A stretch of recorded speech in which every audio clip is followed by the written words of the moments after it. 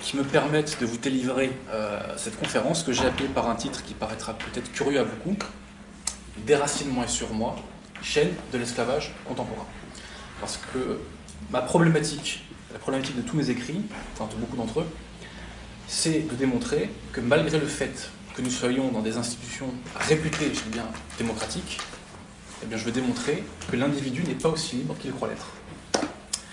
Alors, ceux d'entre vous qui connaissent un petit peu la Bible savent que Jésus, après avoir été baptisé par Saint Jean-Baptiste, après avoir reçu l'Esprit Saint sous forme de colombe, s'est rendu dans le désert pendant 40 jours.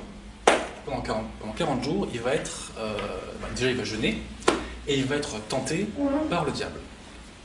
Alors, bon, le diable va le tenter en vain, et bon, il est quand même un peu déçu, il ne veut pas rentrer bredouille, alors il va jouer son va-tout. Il va jouer son va-tout avec 3 dernières grandes tentations. Et la première est la suivante. Le diable dit à Jésus, écoute, ça fait 40 jours que tu es là, tu as faim, donc si tu es le Fils de Dieu, transforme le rocher qu'il y a là et transforme-le en pain.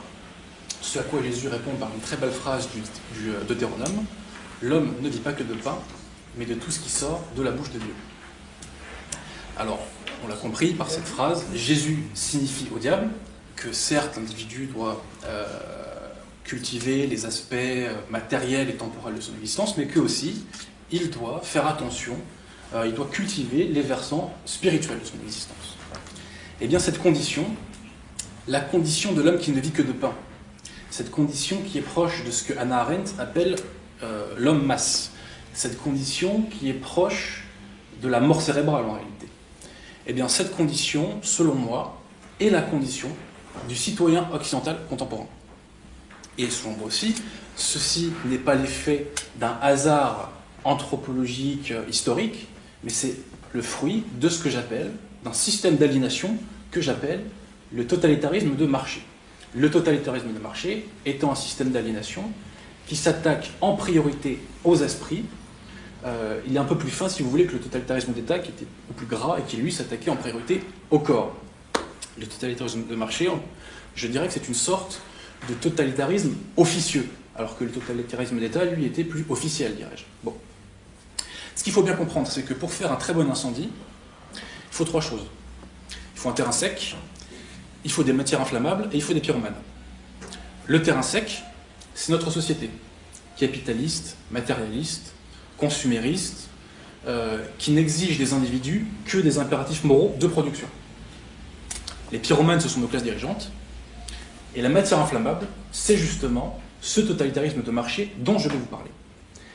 Et au terme de ce processus qu'est le totalitarisme de marché, l'individu est aliéné, c'est-à-dire qu'il ne s'appartient plus. Donc, dans un premier temps, je vous démontrerai comment l'individu se fait aliéner par le déracinement tel que la philosophe Simone Veil, à ne pas confondre avec l'autre évidemment, la funeste, à ne pas confondre avec la femme politique. Je parle du déracinement donc, de Simone Veil, et dans un second temps, je vous démontrerai comment l'individu contemporain est maintenu dans cette aliénation par la pression qui est exercée sur son surmoi. Bon. Donc dans un premier temps, je vais vous démontrer comment l'individu se fait aliéner. Alors, cette assertion déjà ne va pas de soi. Elle est absolument inaudible pour une personne qui a une vision du monde telle qu'elle est délivrée par les grands médias ou par les grandes institutions de l'éducation nationale, type, je ne sais pas, universités, grandes écoles, etc. Si j'avais en face de moi une journaliste de l'ITélé ou un étudiant de HC, et que je lui dis aujourd'hui en France, en 2012, l'homme est aliéné, bah, très certainement il m'opposerait des sarcasmes, sourires moqueurs, haussements d'épaule, etc. Alors, de fait, il faut reconnaître que depuis 1789, s'est mis en place un nouveau système légal qui a fait table rase de tout l'ancien droit, et ce système légal était basé, il est toujours d'ailleurs, sur l'égalité en droit, ce qu'on appelle l'égalité formelle, sur l'abolition des privilèges, l'abolition des ordres, etc. Et progressivement, lentement, de décennie en décennie, s'est mis en place notre état de droit moderne. Et cet état de droit moderne fait bénéficier le citoyen d'un très grand nombre de libertés publiques. Et d'ailleurs, c'est fort de cette situation que notre classe politique, dans les années 80 du 19e siècle, sous la Troisième République, a commencé à qualifier notre régime de démocratie. Démocratie, ce que notre régime n'était pas. Car comme l'explique le philosophe Alain, la démocratie réelle, j'insiste sur l'adjectif, la démocratie réelle, c'est le pouvoir qu'ont les gouvernés de contrôler les gouvernants. Alors que nous, dans notre système, notre pouvoir, c'est le pouvoir des gouvernés seulement de désigner les gouvernants. Ça, c'est la démocratie formelle. Or, on le sait bien, on connaît les institutions, on sait qu'une fois qu'un maire, un député, un sénateur, un président est élu, tout ce que vous voulez, il n'y a aucun contre-pouvoir légal qui permet au peuple de court-circuiter son action. Pourquoi? Parce que les mandats impératifs sont prohibés en droit français. Hein. Dans la Constitution de la Ve République, on interdit les mandats impératifs. Probablement, c'est depuis la Révolution, probablement parce que ça rappelait la forme des États généraux, parce qu'elle est à l'époque, sous l'Ancien Régime, lors des États généraux, les représentants avaient un véritable mandat impératif, c'est-à-dire que le peuple leur confiait une mission, et ils étaient là pour la réaliser, et rien d'autre. Aujourd'hui, c'est l'inverse. Les députés n'ont pas de mission, ils ne s'engagent sur rien, ils n'ont de compte à rendre sur rien, et s'ils ne tiennent pas leurs engagements, ou s'ils font A alors qu'ils avaient dit qu'ils feraient B, eh bien, ils n'ont aucune sanction légale. Il y a un auteur qui a écrit de très bonnes choses là-dessus, qui est très peu connu, enfin s'il est connu, mais pas en tant que ça, c'est André Tardieu, le président du Conseil sous la Troisième République. C'est un homme modéré, de centre-droit, classique, conventionnel, rien de sulfureux dans sa pensée, mais à la fin de sa vie, il s'est fait dégager par le Front Populaire, il était un petit peu amer, et il a écrit alors malheureusement, il n'a pas eu le temps d'aller au bout de son projet parce qu'il a eu des problèmes de santé, mais il a écrit 2 livres, 2 tomes qui s'appellent « La Révolution à refaire », où il explique bien son désenchantement par rapport aux institutions de la République, toutes ces mystifications, etc. C'est très bien écrit en plus, c'est un français classique impeccable. Et vraiment, je vous invite à découvrir cet homme. Donc, aujourd'hui, dans nos institutions, nous n'avons pas la démocratie réelle. Avons-nous encore la démocratie formelle? Eh bien, depuis que les institutions européennes sont rentrées pleinement en vigueur, c'est-à-dire depuis l'acte unique, en gros, hein, 86, les vrais gouvernants des peuples d'Europe, ce sont les commissaires européens. Or, les commissaires européens sont nommés par le Conseil européen et avalisés par le Parlement européen.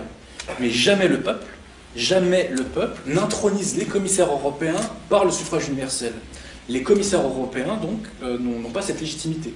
D'ailleurs, les institutions européennes sont fondées sur la négation du suffrage universel et la négation de la séparation des pouvoirs. Donc, aujourd'hui, nous n'avons ni la démocratie réelle, ni la démocratie formelle. Alors maintenant, il faut être intellectuellement honnête, et il faut reconnaître que malgré tout, notre modernité a un véritable acquis politique, et cet acquis politique, c'est notre état de droit, qui nous fait bénéficier d'un très grand nombre de libertés publiques individuelles.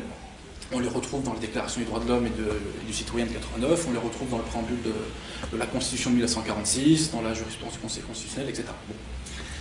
Alors, arrivé à ce stade, on peut se dire que je suis en contradiction, puisque d'un côté je dis que l'individu est aliéné, mais de l'autre je dis que l'individu bénéficie d'un très grand nombre de droits et libertés. Et bien en réalité, il n'y a pas de contradiction, puisque l'aliénation de l'individu ne vient pas d'un système légal ou d'institutions publiques qui sont iniques, mais vient de l'action d'acteurs purement privés. Alors là, il faut se mettre d'accord sur un postulat. Mon postulat, c'est qu'il y a des classes dirigeantes, des classes dominantes, et que ces classes dominantes défendent leurs intérêts par des stratégies qui parfois sont perverses, mais qui tout le temps sont contraires à l'intérêt général.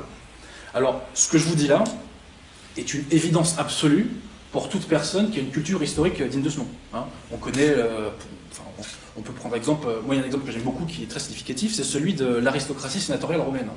Où là vraiment, c'était des gens purement intéressés, et dès qu'il y avait quelqu'un qui menaçait un petit peu leur intérêt, ils passaient à la trappe en général. Par exemple, Gracchus qui voulait mettre en place un système agraire de petites propriétés pour les paysans romains, etc. Donc en somme, la propriété des sénateurs, une grande propriété sénatoriale était menacée, et Gracchus, il est mort, je ne dis pas dans les 24 heures, mais quasiment. Donc nous avions une classe dominante qui défendait ses intérêts par des stratégies qui sont parfois perverses, mais toujours, vous disais-je, contraires à l'intérêt général. Mais ce postulat, qui est une évidence absolue, pour toute personne un peu cultivée, est diabolisé par nos médias. Elle est diabolisée. Déjà, la simple idée qu'il existe une classe dominante qui n'a pas les mêmes intérêts que le peuple est diabolisée. Et par extension, on qualifie ce postulat de complotisme. C'est la théorie du complot. Or, c'est pas du tout ça. La théorie du complot, c'est quand on estime que la marche du monde résulte d'une ultra-planification des événements, et généralement cette ultra-planification occulte. C'est pas du tout ça mon propos. Je dis juste qu'il existe des classes dominantes, et que ces classes dominantes défendent bec et ongle leurs intérêts sans demander leur avis au peuple. Bon. Alors pour appuyer mon argumentation, j'ai recours à un petit argument d'autorité que j'aime beaucoup, qui est Étienne de la Boétie. Étienne de la Boétie, comme vous le savez, c'était le meilleur ami de Montaigne. Et à l'âge de 18 ans, il y a de quoi être jaloux quand même, il a écrit un chef-d'œuvre de la philosophie politique qui est le discours sur la servitude volontaire. Alors dans ce livre, la problématique de la Boétie est la suivante. Il se dit Dieu a fait les hommes libres, les hommes sont libres, les hommes aiment la liberté, mais pourtant, partout, les hommes sont dans la servitude. Quelle que soit la civilisation, les siècles, partout, l'homme est dans la servitude. Alors comment expliquer cette contradiction? Comment expliquer que l'homme qui aime la liberté accepte cette servitude? Ou même, comment expliquer que cette servitude existe? Bon. Alors, la Boétie va trouver 3 causes à cette servitude. La première cause, c'est l'habitude. L'habitude fait que l'homme s'accoutume à tout. Et comme les hommes naissent très souvent dans la servitude, eh bien, ils s'accoutument. Et ne connaissant pas le simple goût de la liberté, eh bien, ils ne songent pas à aller la rechercher. Donc, première cause de la servitude, l'habitude. Deuxième cause, je cite la Boétie dans le texte parce que tout est dit, cette ruse des tyrans que d'abêtir leur sujet. Voilà. Et donc la Boétie explique que quand un tyran gagnait un territoire, il instaurait des bordels, des tavernes, des salles de jeu, etc. En fait, c'est séquestré avant l'heure. Pourquoi? Parce qu'évidemment, un peuple abruti, c'est un peuple qui est plus docile, hein, donc c'est un peuple qui est corrompu, etc. Bon. Et la dernière cause de la servitude, et c'est celle qui va nous intéresser, est la suivante. La Boétie nous dit, il y a un tyran. Autour de ce tyran, il y a 6 personnes. En dessous de ces 6 personnes, il y a 600 personnes. Et ces 600 personnes ont sous leur domination 6000 personnes. Ces 6000 personnes sont élevées en dignité. On leur donne le maniement des fonds publics et le gouvernement des provinces. Mais on ne leur donne pas par hasard, on leur donne pour qu'à point nommé, ils l'utilisent en faveur de ces fameux 600, de ces 6 et du tyran. La Boétie parle d'une chaîne ininterrompue. Et les membres de cette chaîne ininterrompue sont appelés les manches-peuples. C'est une très belle expression, je trouve, les manches-peuples. Donc la dernière cause de la servitude, c'est qu'il y a dans les sociétés un système véritable de manches-peuples qui instaure la servitude pour défendre les intérêts de cette fameuse chaîne ininterrompue, donc on peut dire de l'oligarchie des classes dirigeantes. Voilà. Donc, diaboliser l'idée qu'il existe des classes dominantes qui défendent leurs intérêts, ce n'est pas du complotisme, c'est accepter de voir la réalité telle qu'elle est partout sur la Terre depuis toujours. Et ceux donc qui diabolisent ce propos sont des gens, les médias, qui ne veulent pas que l'on voit la réalité telle qu'elle est, et j'ai envie de dire aussi l'histoire telle qu'elle est. Donc, les classes dirigeantes défendent leurs intérêts bec et ongles. Comment le font-elles au XXIe siècle? En Occident, je parle. Comment font-elles pour assurer leur domination au XXIe siècle? Eh bien, selon moi, c'est par cette stratégie que j'appelle le totalitarisme de marché. Mais avant de vous détailler ce qu'est le totalitarisme de marché, il faut se mettre d'accord sur une bonne définition du totalitarisme, parce que c'est un terme que très souvent on utilise, alors que dans notre tête, on a en réalité le mot dictature, c'est-à-dire un système qui prive purement et simplement les individus de leur liberté. Le totalitarisme, c'est pas tout à fait ça, selon moi. Je m'explique. Selon Hannah Arendt, qui a beaucoup écrit sur la question du totalitarisme, le totalitarisme, là il faut s'accrocher un petit peu, c'est une double dynamique de destruction de la réalité et des institutions sociales. Mais cette double dynamique de destruction ne peut se faire que si, préalablement, le peuple a été réduit à l'état de masse. Qu'est-ce qu'un peuple réduit à l'état de masse? C'est un peuple dans lequel les liens organiques sont rompus, les liens sociaux sont rompus, et les individus n'arrivent plus à s'inscrire dans des organisations qui défendent des intérêts collectifs, par exemple partis, syndicats, associations, etc., etc. Donc ça, c'est l'état de masse.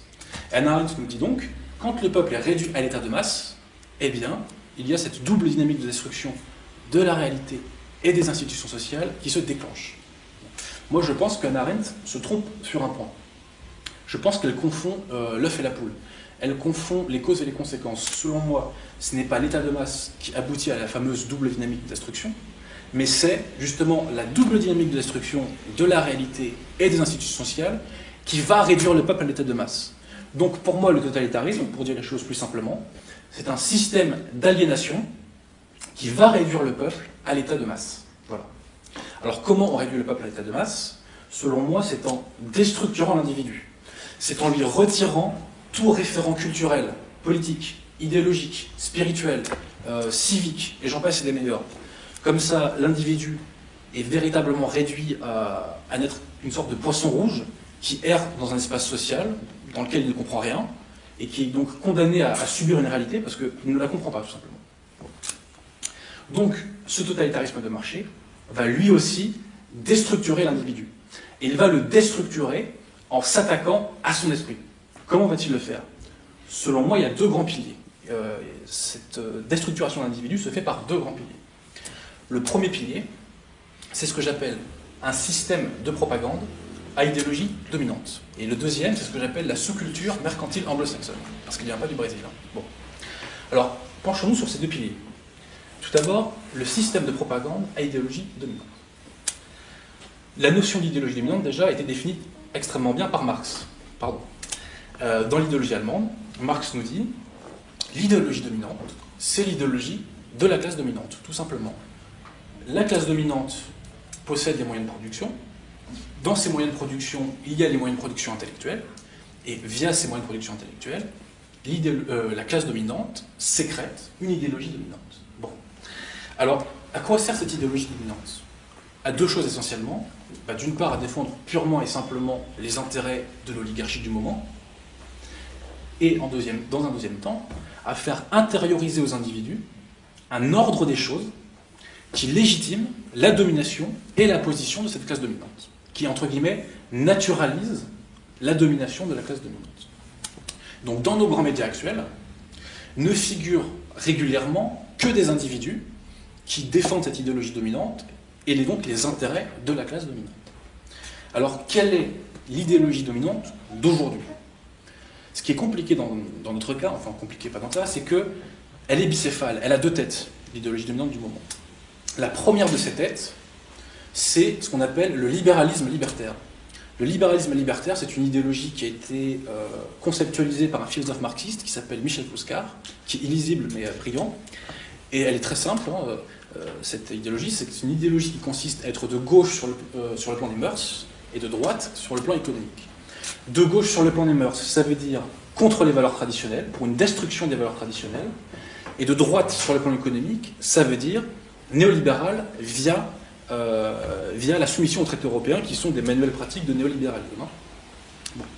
Donc, le libéralisme libertaire, je répète, c'est être de gauche d'un point de vue des mœurs et de droite d'un point de vue économique. Et il y a une émission de télévision qui incarne à merveille ce libéralisme libertaire, c'est le Grand Journal de Michel Denisot, où on nous fait des leçons de politiquement correct, de multiculturalisme à longueur de temps. Et dès qu'un individu, un homme politique dévie un petit peu trop des normes du néolibéralisme bruxellois, il y a Jean-Michel Apathy qui est là et hop, il le rappelle à l'ordre. Petit exemple qui m'avait pas mal frappé, c'était quand il avait reçu Jacques Cheminade. Moi, je n'ai pas de sympathie particulière, pas d'antipathie non plus pour Jacques Cheminade. Mais il s'avère que Jacques Cheminade est quelqu'un qui fait une critique de Wall Street et de la City. Selon moi, il a raison. Bon. Et Cheminade a eu ses 500 parrainages pour les présidentielles. Hein. Et Apathy, avec un ton mais méprisant, mais comme c'est pas permis, lui dit « mais vous servez à rien, je sais pas ce que vous foutez là ». Effectivement, pour un flic du système comme Jean-Michel Apathy, il ne sert à rien de critiquer la finance. Donc là, on a eu typiquement un cas de rappel à l'ordre parce que Cheminade diverge par rapport à l'idéologie dominante en matière économique. Voilà. Donc la première tête de cette idéologie dominante, c'est le libéralisme libertaire. Maintenant, la deuxième tête. La deuxième tête, je l'appellerais le libéralisme identitaire. Cette fois-ci, sur le plan économique, il est permis de faire une plus grande critique de la mondialisation néolibérale, mais d'un point de vue des mœurs en contrepartie, parce qu'il y a un prix à payer pour ça, c'est qu'il faut stimuler le choc des civilisations. Alors, si on part du principe, comme je l'ai fait tout à l'heure, que chaque individu qui est présent régulièrement dans les grands médias défend les intérêts du système, eh bien donc, il faut considérer qu'un individu qui fait une critique de la mondialisation dans les grands médias, en contrepartie, sert l'idéologie dominante d'une autre manière. Et l'individu qui m'a fait évidemment comprendre cette présence du libéralisme identitaire, c'est Éric Zemmour. Éric Zemmour fait une critique de la mondialisation qui est globalement correcte. Et même c'est très bien qu'il la fasse dans les grands médias, je ne me plains pas. Mais en contrepartie de ça, on connaît son discours et on sait que des fois, il aime taquiner un petit peu les musulmans par des saillies, par des petites provocations, etc. Et dans le sillon d'Éric Zemmour, les années passant, il y a eu d'autres personnalités qui se sont inscrites dans ce sillon. Il y a eu Elisabeth Lévy, Il y a eu Natacha Polony qui l'a remplacé chez Ruquier, qui fait du Zemmour un peu light, mais bon, au fond c'est pareil. Et puis voilà. Donc nous avons ces deux têtes de l'idéologie dominante. Le libéralisme libertaire et le libéralisme identitaire. Ces deux têtes se mènent une guerre qui est réelle. Il y a quelques mois de ça, il y a eu un article du Nouvel Obs qui a fait pas mal de bruit sur les soi-disant néo-fachos, où le journaliste Renaud Dely faisait donc une liste de personnes qu'il estimait être donc des néo-fascistes. Le Nouvel Obs, évidemment, c'est la Bible du libéralisme libertaire. Et en réalité, ce que faisait Renaud Dely, c'est qu'il nommait tous les individus du système qui appartiennent à cette branche du libéralisme identitaire. Donc, il y a une rivalité qui est réelle entre les deux têtes de l'idéologie dominante. Mais c'est pas parce qu'il y a une rivalité entre elles que réellement, ces deux têtes défendent des intérêts qui sont différents. Et il y a un petit parallèle historique qui peut nous aider à le comprendre, c'est la cour sous Louis XV. Sous Louis XV, il y avait deux partis à la cour. Il y avait le parti des philosophes et le parti des dévots, qui se sont menés une guerre à mort. Mais quel que soit le vainqueur de ce combat, c'était les intérêts de la cour qui inévitablement seraient défendus, et les intérêts profonds du peuple français qui seraient marginalisés. Eh bien aujourd'hui, c'est exactement pareil.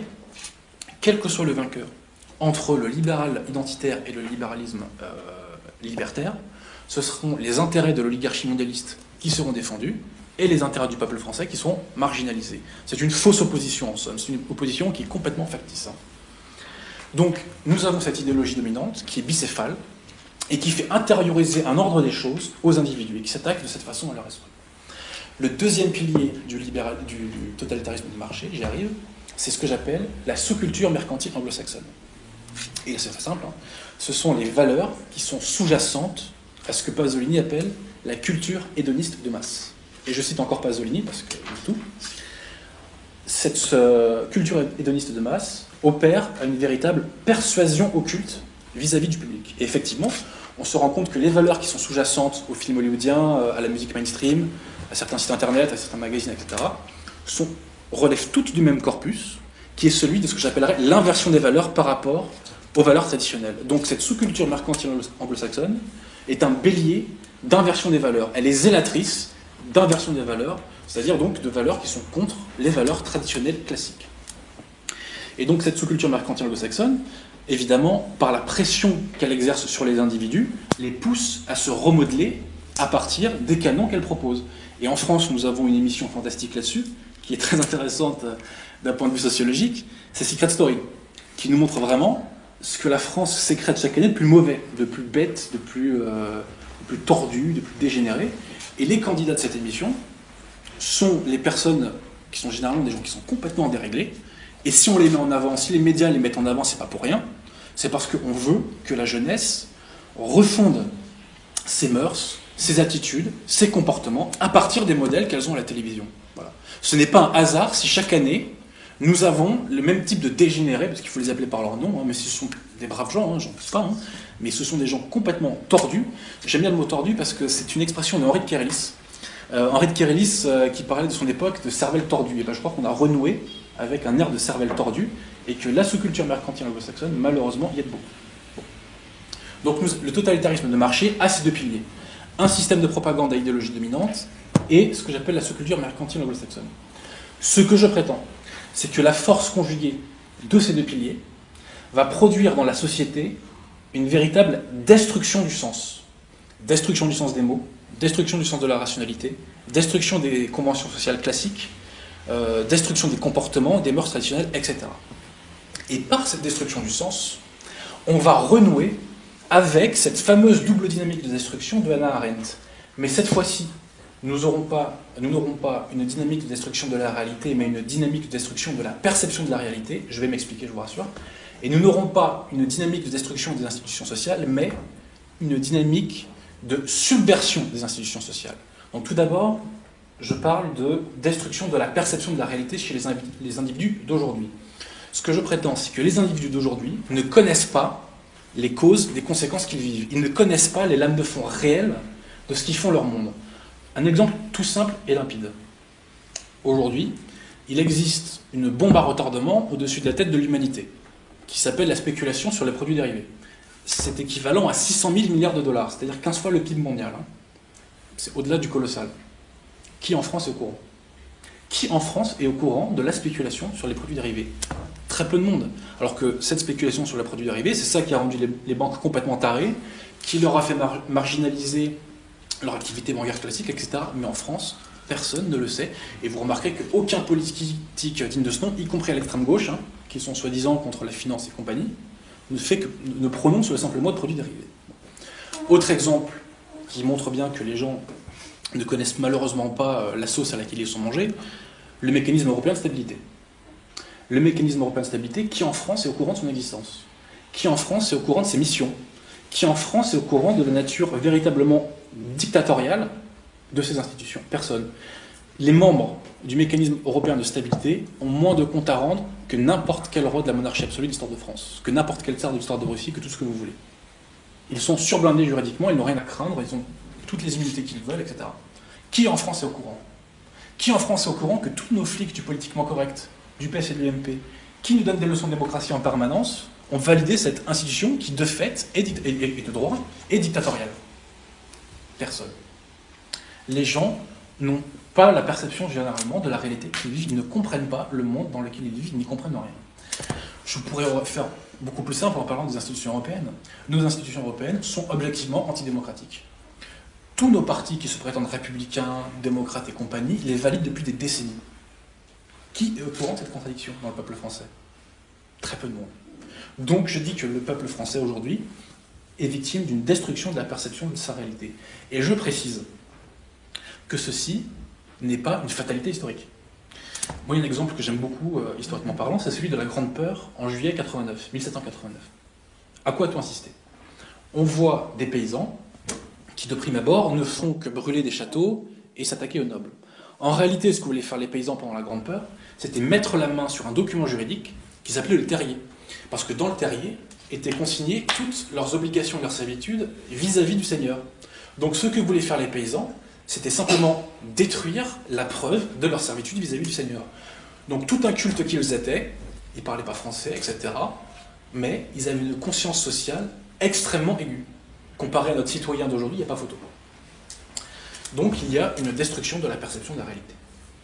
Ensuite, j'arrive à l'autre branche de la dynamique de destruction, qui est la dynamique de subversion de nos institutions sociales. Ce que je veux dire par là, c'est que nos institutions sociales classiques sont maintenues, mais elles sont vidées de leur sens originel. Exemple, le Parlement. Le Parlement, officiellement, est l'antichambre de la démocratie. Aujourd'hui, c'est l'inverse. Le Parlement français est le lieu de l'annulation de la démocratie. On se rappelle du sort qu'il a été fait au vote du peuple français le 29 mai 2005. Ils l'ont fait pour rien. Concrètement, le suffrage universel a été purement et simplement annulé. On pourrait aussi parler de l'armée. L'armée est faite pour défendre la sécurité et les intérêts d'un pays. Or, l'armée française, malheureusement, se met au service de puissances étrangères depuis un très grand nombre d'années. Moi, je ne sais toujours pas ce qu'on allait faire en Libye, par exemple. C'est pas grave. En Syrie, on voit bien où François Hollande va en venir, quand il reconnaît l'armée des Syriens de je ne sais plus quoi, là, l'armée libre syrienne. Bon, il y a un mimétisme qui est frappant avec ce qui s'est passé en Libye. Et on sent qu'il prépare notre armée à aller faire une guerre qui n'a rien à voir avec les intérêts de la France. Je pourrais dire pareil d'ailleurs pour l'Afghanistan. Qui sait ce qu'on fait en Afghanistan? Pourquoi les Français meurent en Afghanistan? Il y a un truc qui m'a choqué, voyez-vous, le 11 novembre. Normalement, on fête le soldat inconnu. Et cette année, on a fêté les morts pour les guerres en Afghanistan. Mais le soldat inconnu est mort pour la France. Il est mort pour la France, le soldat inconnu. Les soldats français qui sont des victimes, évidemment, et je compatis avec leur famille, hein, pas de souci, mais qui sont morts en Afghanistan, ils ne sont pas morts pour la France. Qui croit sincèrement qu'ils sont morts pour la France? Mais personne, c'est des conneries tout ça. Enfin bref. Donc l'armée ne défend pas les intérêts de la France. L'école. L'école est censée être un lieu de transmission des valeurs. Qui croit encore que l'école aujourd'hui transmet les valeurs? L'école aujourd'hui, tout le monde le sait, c'est une garderie. Petit exemple, j'ai rencontré il y a quelques mois de ça un prof de maths, je crois qu'il est à Villetaneuse. Et il me raconte, il arrive en cours, et les élèves disent: monsieur, il fait oui, on ne travaille pas aujourd'hui. Ah bon? Mais si, on va quand même bosser. Non, non, on ne travaille pas aujourd'hui. Ah ok, bon, on ne travaille pas. Alors, naïf que je suis, je lui dis, bah, et les parents ils disent quoi? Et bon, le mec, il éclate de rire parce que les parents sont complètement dépassés, pouvoir, ils en ont rien à foutre. Voilà. On pourrait parler des syndicats. Quand je parle des syndicats, je précise, je parle des états-majors syndicaux et pas de la base. Hein. La base est dévouée elle fait ce qu'elle peut pour limiter la casse au niveau social. Moi, j'ai bossé avec eux dans le monde professionnel, c'est souvent de très braves gens. Mais force est de constater que les états-majors syndicaux sont globalement ce qu'on appelait autrefois des jaunes. C'est-à-dire que concrètement, ils ne sont pas du tout dans une logique de lutte de classe. Alors que la lutte de classe n'a jamais été aussi violente qu'aujourd'hui, et aussi évidente qu'aujourd'hui, j'ai envie de dire. Donc, toutes nos institutions sont maintenues, elles existent encore, mais elles sont vidées de leur sens originel, voire même leur sens originel est retourné. J'aurais pu parler aussi de l'Église. Les églises, je parle aussi des orthodoxes, des chrétiens, etc., des protestants. Le but de l'Église, c'est de sauver nos âmes. La mission de l'Église, c'est de sauver nos âmes et de nous faire gagner le royaume des cieux. C'est peut-être ringard comme position, c'est la mienne. Or, aujourd'hui, force est de constater que l'Église se donne pour mission de donner des leçons de politiquement correct ambiant. Quelle est la différence entre SOS Racisme et Benoît XVI? Très peu. Sur les Roms, très peu. Il n'y en a pas. Il n'y en a aucune. Donc, il y a un livre d'ailleurs qui fait bien comprendre cette dérive de l'Église, c'est Sous le soleil de Satan de Bernanos. Dans Sous le soleil de Satan, le thème principal, c'est une lutte d'un abbé contre Satan. Bon. Parallèlement à ça, il y a l'histoire d'une petite fille de 15 ans qui s'appelle Mouchette.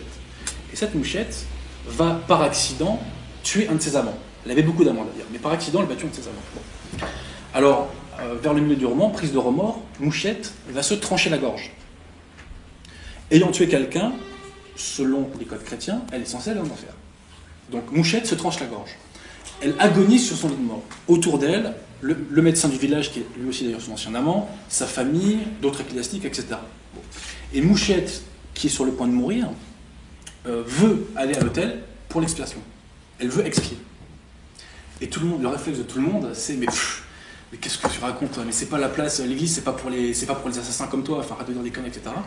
Arrive à ce moment le héros de l'histoire, qui est l'abbé Donnissan, qui lui est un authentique chrétien, et qui veut à tout prix sauver l'âme de cette petite fille, et qui donc s'empare de son corps ensanglanté, agonisant, et puis en plus elle raconte n'importe quoi, et à la force de ses bras, il l'emmène devant l'autel, et Mouchette expie ses crimes, et on peut supposer qu'elle a sauvé son âme. Voilà. Et quelle est la réaction de la hiérarchie de l'Église? Elle envoie Donnissan à l'asile. Tout est dit. Et pour moi, Bernanos a anticipé Vatican. Il a anticipé cette abdication de la vérité révélée, il a anticipé l'abdication de la vocation céleste de l'Église. Voilà. Donc nous conservons des institutions sociales, mais elles sont vidées de leur substance. Et par cette double dynamique de destruction de la perception de la réalité, et par cette subversion des institutions sociales, eh bien se propage dans la société, nous y arrivons, ce fameux déracinement que Simone Veil a identifié. Qu'est-ce que l'enracinement d'abord, selon Simone Veil? Selon Simone Veil, un individu est enraciné quand il participe à l'existence de sa collectivité. Mais il ne participe à l'existence de sa collectivité que quand il se situe dans le sillon du passé de cette collectivité, que quand il se nourrit du passé de cette collectivité. En fait, le message de Simone Veil, c'est qu'il est inepte d'opposer le présent et le passé, puisque le passé est la condition du présent. La condition du présent, je cite Simone Veil, c'est l'assimilation des trésors du passé. Et quand on a assimilé ces trésors, on peut trouver sa place dans la société, et donc on est enfin enraciné, et on participe donc à l'existence de cette collectivité. Mais ça, c'est pour le cas des personnes enracinées. Les personnes qui, elles, sont déracinées, et qui ne participent donc pas à l'existence de cette collectivité, souffrent de ce que Simone Veil appelle une inertie de l'âme. Et là-dessus, je poursuis. Cette inertie de l'âme se traduit par une inertie politique. L'individu donc contemporain, l'individu déraciné, est amené à un stade de véritable inertie politique. Il passe de la condition de sujet à objet. Il est réduit à l'état de choses inerte et passive. Il devient ce que j'appelle en bouquin de la chair sans âme, tout simplement. L'individu déraciné, l'être déraciné, en droit est toujours un homme libre, il bénéficie toujours de ses libertés fondamentales, mais en fait, il est un esclave parce qu'il a perdu sa faculté d'usage de sa liberté. De fait, il est sans liberté, alors que théoriquement, il en bénéficie. L'individu contemporain déraciné a sa vie qui est, qui a pour moteur ses pulsions, divers conformismes sociaux, alors que cet individu devrait avoir pour moteur un exercice souverain, conscient et réfléchi de ses libertés. L'être déraciné n'est pas esclave parce que la liberté lui est interdite, l'être déraciné est esclave parce que la liberté lui est impossible. parce qu'il n'a pas trouvé dans la société la place qui lui permettrait de réaliser sa liberté. Et notre société, au jour d'aujourd'hui, donc ce déracinement frappe absolument toutes les classes sociales. Et l'être déraciné a plusieurs visages. J'en ai 3-4 en tête. Celui qui me tient le plus à cœur, c'est celui de tous ces travailleurs qui bossent entre 8 heures et 10 heures par jour, qui se mangent 1 heure ou 2 heures de transport en commun, mais qui n'ont rien d'autre à faire de leur temps libre que de regarder la télé en moyenne 4 heures par jour. Ça, c'est l'esclavage absolu. Bon.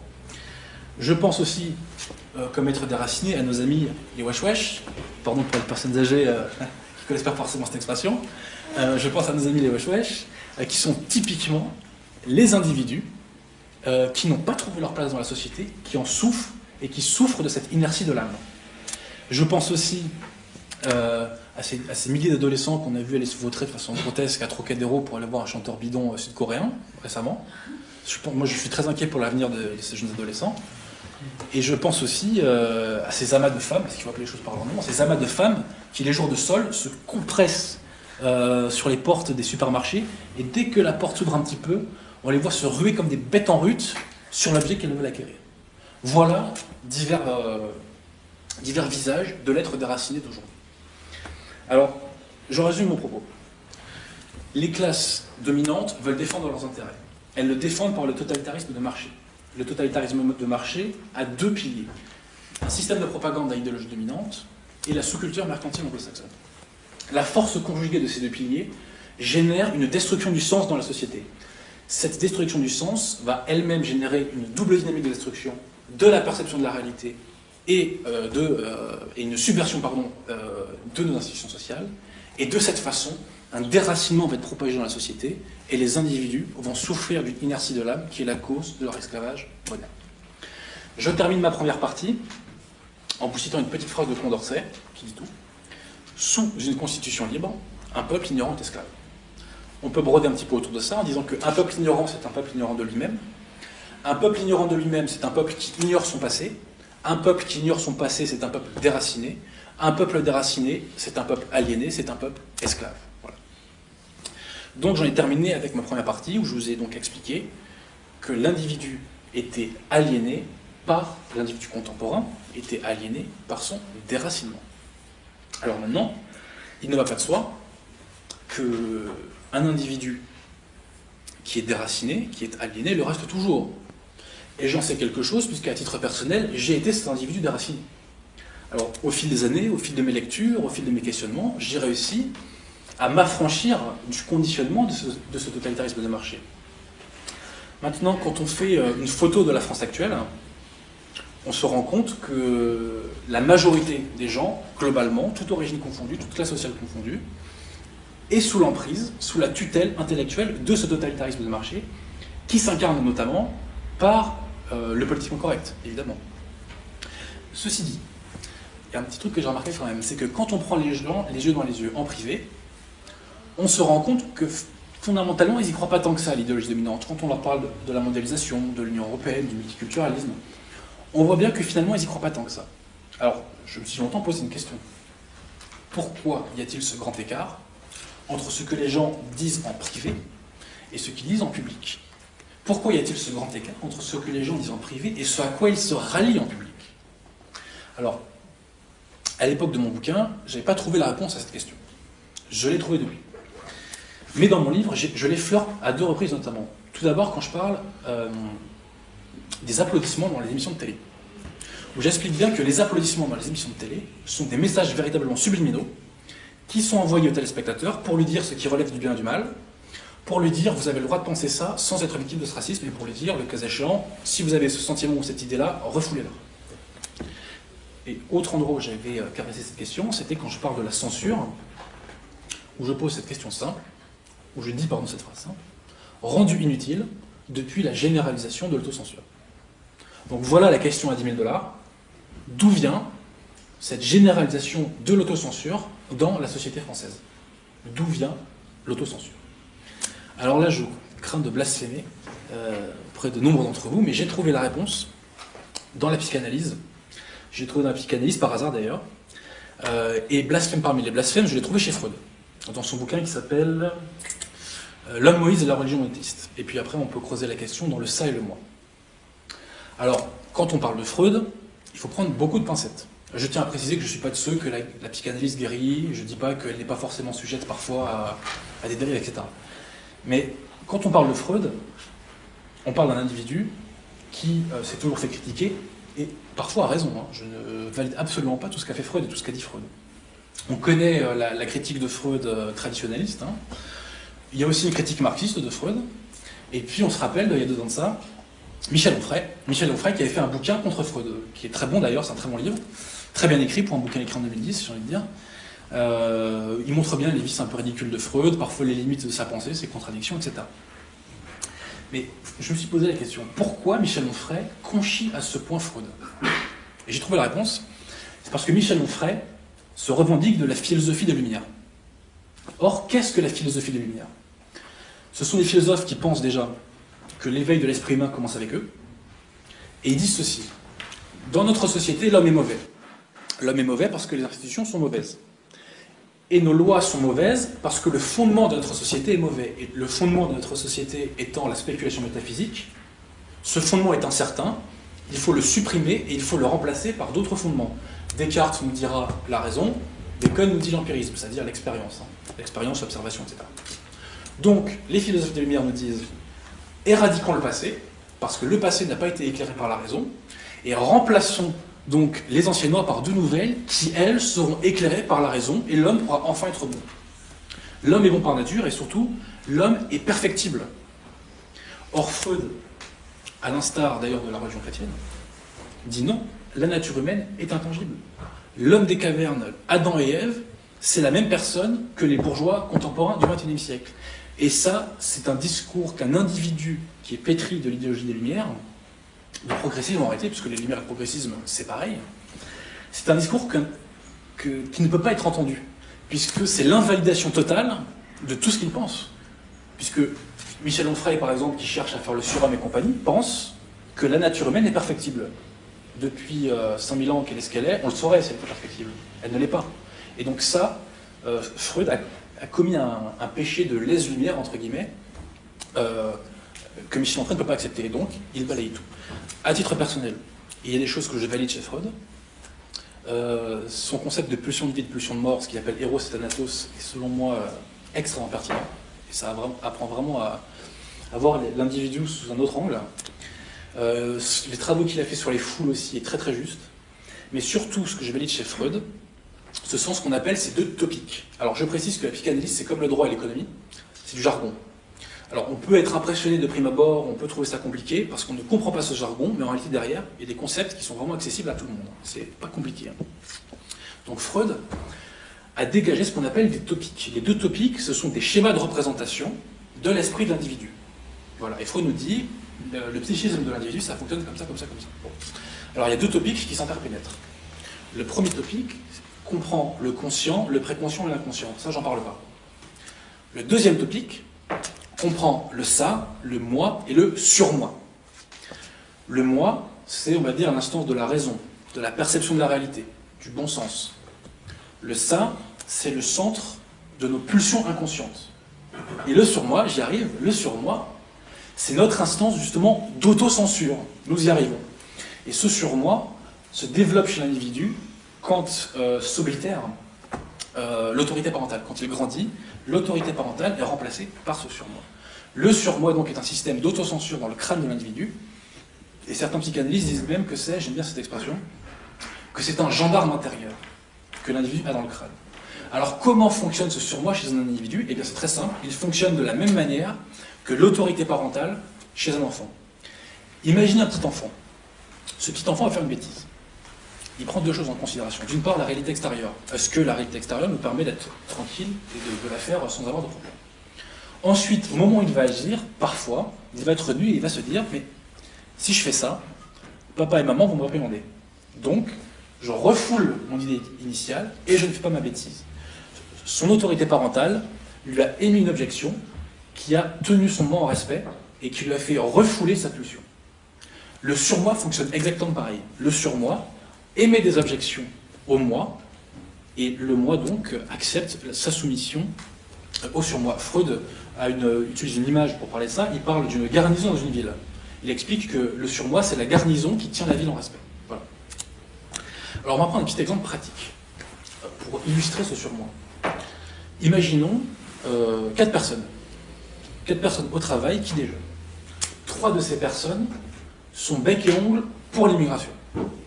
Et une de ces personnes, elle, est contre, parce qu'elle estime, à l'instar de votre serviteur, que la France, compte tenu de sa situation économique, ne peut pas continuer de recevoir chaque année l'équivalent de la ville de Toulouse en personnes pauvres. Alors, la question, ces 4 personnes discutent. Et les 3 personnes qui sont pour l'immigration parlent de l'immigration et disent non, il faut continuer à oser. La question est de savoir si la personne qui est contre l'immigration va oser leur porter la contradiction publiquement, dans leur cercle. Et très souvent, la réponse sera non. Pourquoi ? Comme pour le petit enfant, d'une part, il a estimé que la réalité extérieure lui était défavorable, puisqu'il est 3 contre 1. Et ensuite, parce que son surmoi va lui dire ne critique pas l'immigration publique. Et donc, très souvent, il va s'auto-censurer et il va refouler sa pulsion, qui de prime abord aurait été de porter la contradiction à ses 3 collègues. Voilà. Alors, pourquoi son surmoi l'autocensure dans cette direction-là ? Comment naît un surmoi chez un individu précisément ? Comment il se dessine ? Et c'est très simple, le surmoi se dessine chez un individu en fonction des normes qu'il intériorise. Et donc le surmoi voudra faire respecter les normes qu'il a intériorisées. Nos médias dominants nous disent, enfin la fibre libérale libertaire de nos médias dominants nous dit « soyez pour l'immigration », et bien le surmoi des individus, très souvent, est donc pour l'immigration, et on sait que publiquement, on peut être victime d'ostracisme si on se prononce contre l'immigration. Donc le surmoi, je le répète, c'est un gendarme intérieur, c'est un flic littéralement qu'on a dans la tête. Donc là où je veux en venir en vous disant ça, c'est que nos grands médias, quand ils diffusent des informations, ils diffusent en même temps des normes.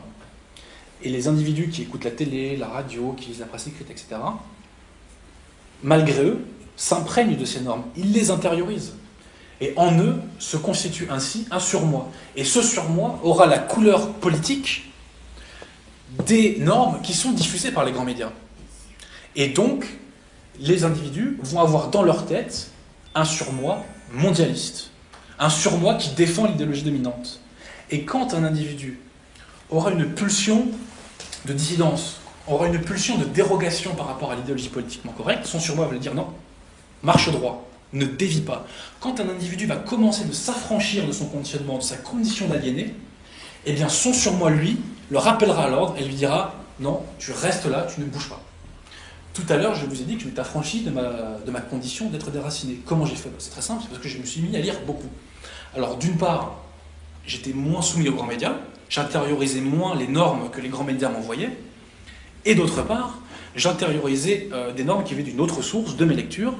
Et donc, j'avais, comme tout le monde, beaucoup de jeunes de ma génération, un surmoi mondialiste. Et bien, ce surmoi mondialiste, petit à petit, s'est érodé, et je l'ai troqué pour un surmoi plus patriote, plus chrétien, plus enraciné, tout simplement. La morale de l'histoire, c'est que il est de toute urgence de diffuser autant que se peut, autour de soi, des informations qui sont contraires à cette idéologie dominante pour que petit à petit s'érode ce surmoi mondialiste qui met littéralement en tutelle l'esprit des gens, qui est, je le rappelle, un flic qu'ils ont dans la tête et qui leur empêche de considérer la réalité, déjà de voir la réalité, de la prendre en considération et d'agir contre cette réalité. Donc ce surmoi, je le dis, c'est une véritable chaîne de notre esclavage, qui nous empêche, qui empêche la plupart des gens de s'affranchir du conditionnement ambiant. Je n'ai maintenant terminé. Je terminerai mon propos par une phrase de saint Paul que j'aime beaucoup. C'est une phrase que j'ai mis en épigraphe dans mon livre, et elle est tirée des Épîtres aux Corinthiens, si je ne dis pas de bêtises. Saint Paul leur disait donc, cette phrase, je précise, peut être entendue d'un sens temporel et spirituel. C'est la magie du bonhomme. Saint Paul disait donc, si quelqu'un parmi vous croit être sage à la façon de ce monde, qu'il se fasse fou pour devenir sage, car la sagesse de ce monde est folie aux yeux de Dieu. Je vous remercie de votre attention.